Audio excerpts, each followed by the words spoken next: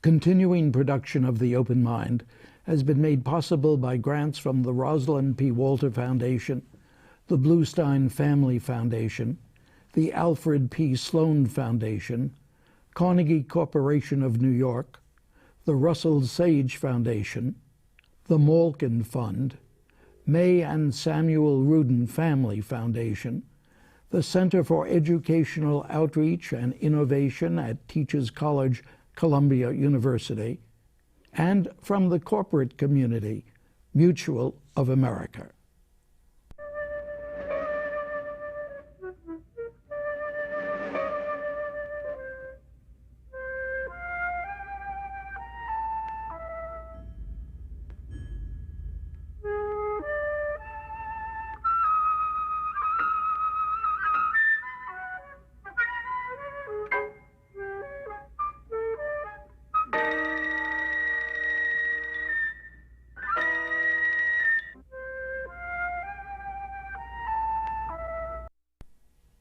I'm Richard Heffner, your host on The Open Mind, and I used to introduce today's guest with some reference or other to what he himself calls the two worlds that have been central to his own life, the world of faith and the world of learning. Raised in Brooklyn in the cauldron of Irish Catholicism, educated by Jesuits at Fordham, where he earned his B.A. in history, his M.A. in comparative literature, and his Ph.D. in the history of American religion, John Sexton also is a magna cum laude graduate of Harvard Law School, was law clerk at the Supreme Court of the United States to Chief Justice Warren Burger, and then dean of New York University's prestigious law school. Now he is the president of NYU. My guest has indeed led a life devoted both to the world of faith and to the world of learning. But in a quite extraordinary recent essay, John Sexton sees both worlds threatened by what he calls a startlingly pervasive dogmatism in American society, that combining with the political reality of a divided America is undermining the style and substance of civil discourse. And I would begin today by asking my guest to elaborate on this key sentence. When I say dogmatism, he writes, I deliberately use a word with religious overtones, but I deliberately use it to denote a habit of mind, a closed-mindedness or lack of intellectual openness that is more secular than religious. Explain yourself, John. Well, I think the phenomena I observe, and in talking to leaders around the world, my suspicion is it's a worldwide phenomena, but I claim it only for the United States.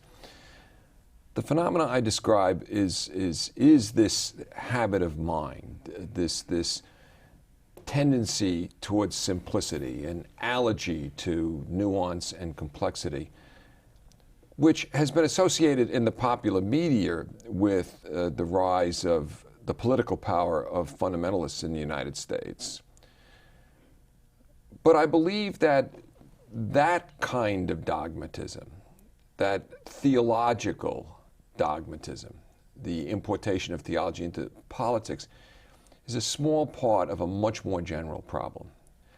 I think, in fact, that pervasively in our society, there's this appetite for simplicity and an allergy to nuance and complexity. And I think that the results, if we don't address this dogmatism, whatever its causes, if we don't address this pervasive dogmatism, the results for our society and for our universities will be disastrous.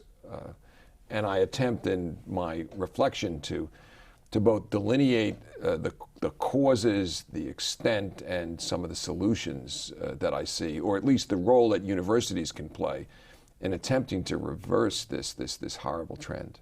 What is the role that universities can play? Well, excuse me, John, you say that even within the life of the university, you find this dogmatism. Oh, yeah. I mean, this truly is a pervasive phenomena. And I think it can be said that first, universities are perhaps the last best hope of our society for preventing a kind of collapse into dogmatism that would be pernicious in terms of civil discourse. We just don't do civil discourse well in our society these days. And I think universities that deal inherently in complexity and nuance have a role to play in kind of witnessing out and modeling to society as a whole the way to have a serious conversation. I think if they don't do that, that it's not just society that will suffer, but the universities themselves will be increasingly marginalized, because as seriousness becomes marginalized, then obviously the institutions that deal most with seriousness, complexity, and nuance will themselves be marginalized. I think you could see these trends working themselves out, not only the trend that I associated a moment ago with the word dogmatism, but the trend of the increasing marginalization of seriousness in our society and the concomitant deleterious impact of that on universities. How do you account for this? Well, it's complex. I tried to explain some of it in the reflection, and I don't pretend to have hit upon all of the answers. But you start with the emergence in this time and place, not for the first time, but in a powerful way, of theological politics, of people. I think most obviously the fundamentalists, but not just the fundamentalists, who, in a way, prize, ironically, political power over theological power. So you see strange theological alliances in support of political agendas. The alliance of the fundamentalists and some parts of my own church, the Catholic Church, is stark in this regard. So you start with the emergence of that theological politics, but then you get to the broader problem that I try to develop, and that is this pervasive dogmatism, which is not based at all on theology. And where does that come from? It starts off with the shrinking attention span of Americans. The raising of a generation that requires, doesn't just enjoy, as all of us do, but requires almost a consistent diet of hyperstimulation, but surface hyperstimulation. The movement down to the soundbite, from even the paragraph to the sentence to the soundbite. The blending of entertainment and news, the development of feedback channels for information, to where we seek the information we know will not trouble us. So we seek our news, for example, from the stations which will give us the news that we find politically palatable, will give us, that slant. The vast, overwhelming, unfiltered, yes, that might be good in some ways, bad in others, but uncorroborated amount of data that's out there. Just the oversupply of information, but without any standards associated with it, so that you have the development of the pseudo-fact, and this even for the most sophisticated of listeners creates a kind of unwillingness to rely on the information, accept the information that supports one's views. All of these things begin to develop a kind of what I'll call secular dogmatism that's much more pervasive than the theological dogmatism connected to politics that's gotten the attention of the media. And the result is that we just we collapse into a kind of intellectual relativism, and a conversation stopper can become, well, that's your opinion. I've got my opinion. You got, and we're not engaging each other. And of course, this bleeds over immediately into political discourse. You see it in our candidates. You see it in our campaigns. You see it in the way we govern ourselves. And that's where the danger to the civil discourse comes. You know, I know a few people who I would more consistently identify as optimistic in their life approach than John Sexton, the president of NYU. Yet what you describe, in a sense, has no end. It is a path down which we must continue to go. No? I mean, you're describing the essence of contemporary life, and you're either saying we're going to hell in a wheelbasket, or you're saying something that I don't quite get. Somewhere we can get a hold of this, turn it around. There's no doubt that part of what I'm describing is a devolution in civic discourse, and I find it alarming. I find it dangerous. And no one disagrees with you, right? No one would be able to stand up and say this is not true. I find it's almost impossible to create any proposition with which no one will disagree. But whatever, I think that what I'm saying is persuasive to most.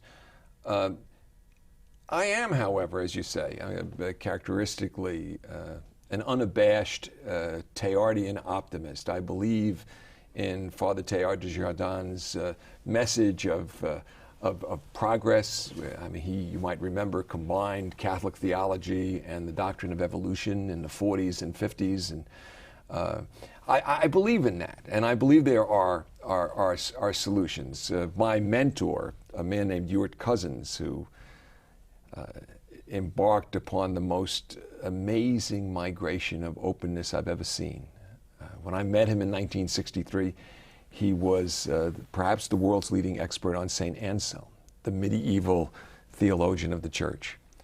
When I came to NYU in 1981, he invited me up to the United Nations for the celebration of his 60-volume work on world spirituality. 60 volumes that incorporated 25 different faith traditions. What a migration of kind of openness. He now is able to return to his Christianity and see it through the eyes of these 25 faith traditions far more richly than he had before. A real examination of Christianity, the way the Vatican Council intended us to do. What's the connection? Today, Ewart would say that we're entering or have entered somewhere over the last 100 years what he calls the second axial age. The first axial age, that period between 800 BC and 200 AD, that 1,000-year stretch, we saw individuality emerge, a robust notion of individuality all around the world, whether it be Socrates or Lao Tzu, Christ or Moses. There was individuality emerging during that period. Now, I'm the president of a university in Greenwich Village. You don't have to tell me.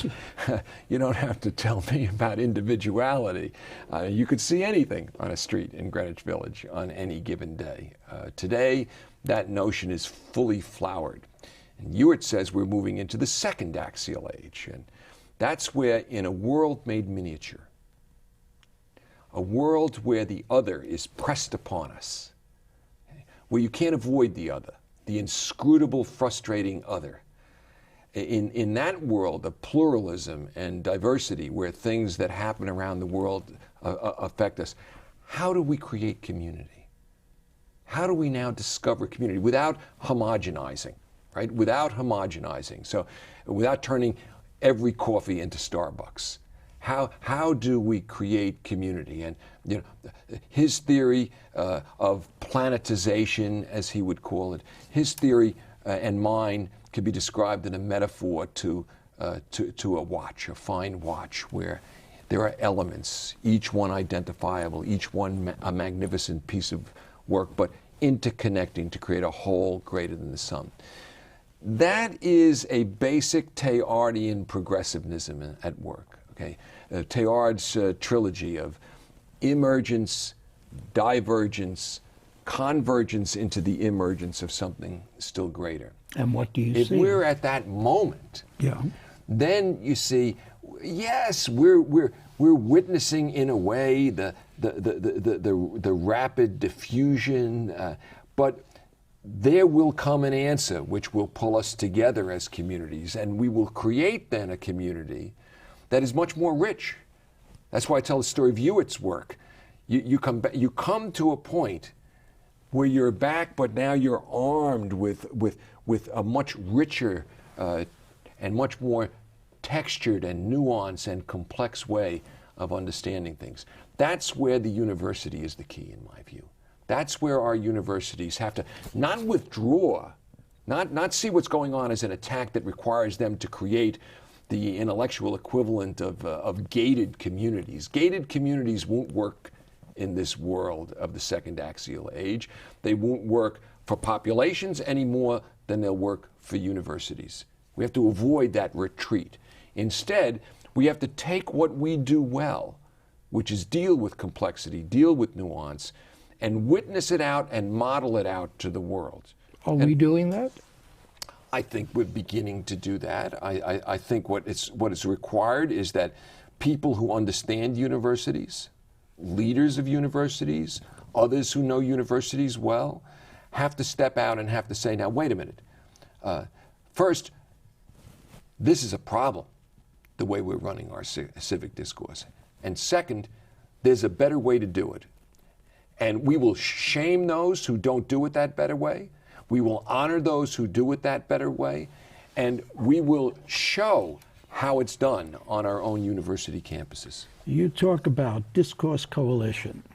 How does that relate to what you've just said we must do? Well, my friend Pete Peterson and Warren Rudman and Paul Songers put together what they call the Concord Coalition, which was a broad-based coalition around the difficult issues of the budget, and they were able to create a kind of platinum standard against which thinking people, at least, could begin to make judgments about various budgetary moves.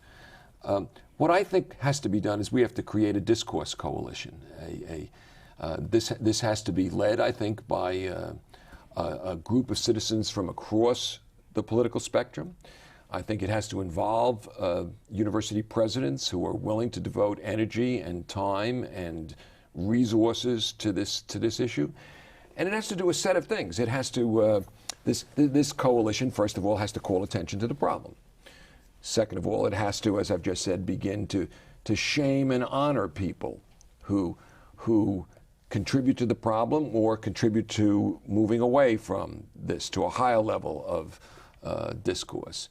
And then it has to, I think, create examples of best practices, convene conversations, and within universities, begin to build into the DNA of the graduates of our universities a kind of a habit of mind that has them coming out of our colleges and certainly our graduate and professional schools as engaged citizens, informed, engaged citizens who are going to both demand of the people they follow in politics and, when they move into politics themselves, exemplify a willingness to do things that are difficult to do in the red and blue structure of our present politics. I think it can be done, and I'm optimistic about it.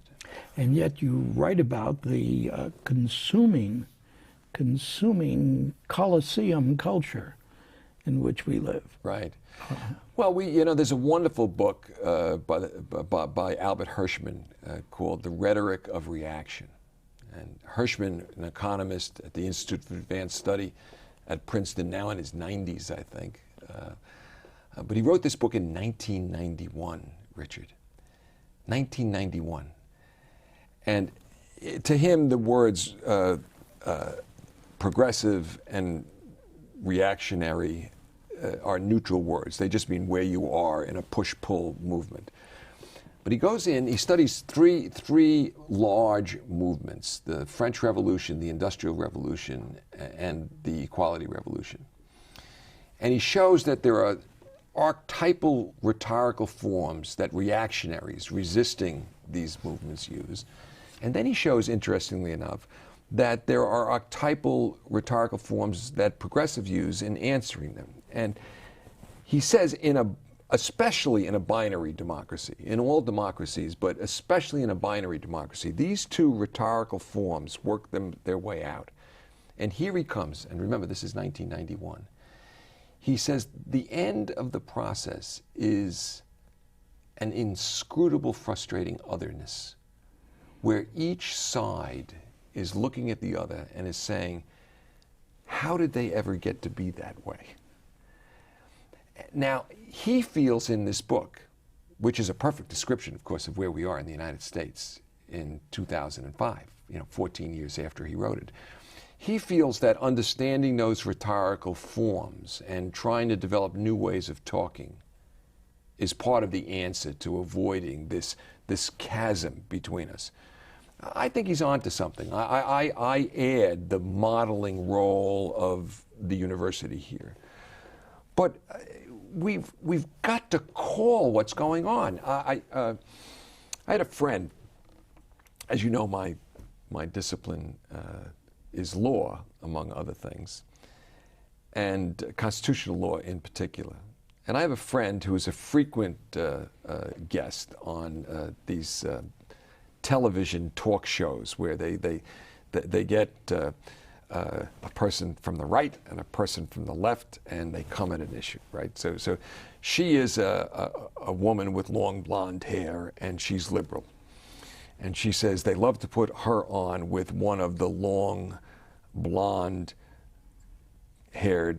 conservative women. Okay, so there it is presenting itself. So a particularly important Supreme Court decision had come down, and she got a call from one of these shows.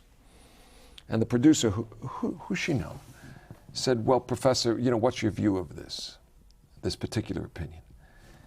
And she said, well, the court dealt with a difficult issue, and this is what was right about it, and this was what was wrong about it. And she gave about a 15-minute, and at the end of the 15 minutes, the producer said to her, that's the most interesting explanation of this opinion I've heard from anybody. But do you think the court was right or wrong? And she went into it again, the nuance, complexity, and so forth. And at the end of this second explanation, the producer said, Professor, I think we'll get someone else for the show. No nuance here. No nuance here. And that's what we've done to ourselves. That's what we've done to ourselves. I watched all 40 of the Democratic presidential debates, Richard.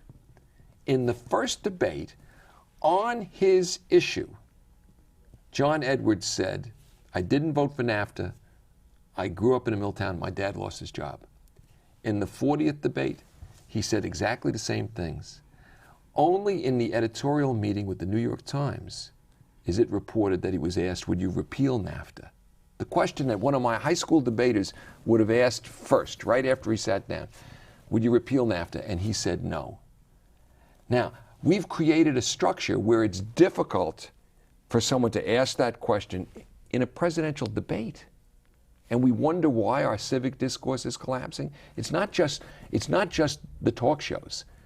It's this pervasive need for simplicity, which, by the way, has gotten a lot worse in our so-called security-obsessed society, where in almost an Orwellian way, we're reminded every day in all kinds of ways to be afraid. And fearful people want simple answers. John, we have just a few minutes left. I want to make one observation, and that is that over the near 50 years that this program has been on the air, when my guests like you have talked about some really difficult problem, and I ask, what do you see as helping with its solution? Whatever the answer I get, it isn't until we're off the air that my guests will most frequently say to me, they'll shrug their shoulders and say, it seems to me that it will take a great depression or a great war or a great calamity of one kind or another. What do you see as reversing, besides saying we must change? Right now, in America, higher education, complexity, and nuance of thought don't even make the top 5 priorities when we list them. Homeland security, defense, social security, health care, K through 12 education. I think we've got to come to understand that just as we did after World War II, that the single most important thing we can do is invest in thought, and thought at the most complex and nuanced level. We've got to develop a toleration for it so that when people speak to us in ways that are complex and nuanced, we appreciate it. We're not allergic to it. And I think we've got to develop major leadership and public structures that encourage that kind of conversation and begin to create a world in which we come to understand that the kind of thought and research that goes on at our great university campuses really underpins the solutions to all 5 of those problems. And if we don't support the universities, and if the universities don't undertake the obligation to get in this game of what's going on in our society, and if they don't resist the temptation to withdraw when under attack, we won't get any solutions to those 5 issues. You think they'll do what you urge them to do? I think there are leaders in this country prepared to undertake this battle right now, and I think they will do it, and I will be there with them. John Sexton, I really appreciate your joining me again here on The Open Mind.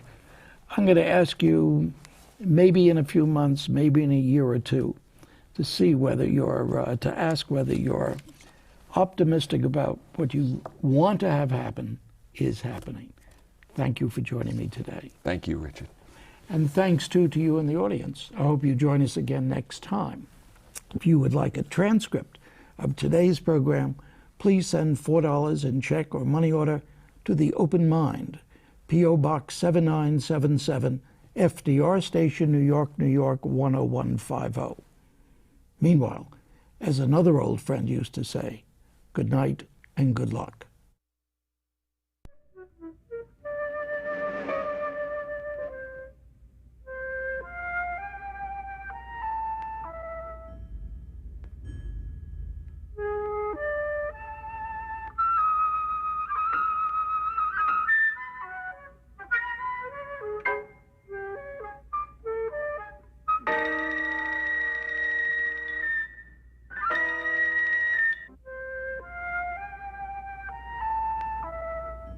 Continuing production of The Open Mind has been made possible by grants from the Rosalind P. Walter Foundation, the Bluestein Family Foundation, the Alfred P. Sloan Foundation, Carnegie Corporation of New York, the Russell Sage Foundation, the Malkin Fund, May and Samuel Rudin Family Foundation, the Center for Educational Outreach and Innovation at Teachers College, Columbia University, and from the corporate community, Mutual of America.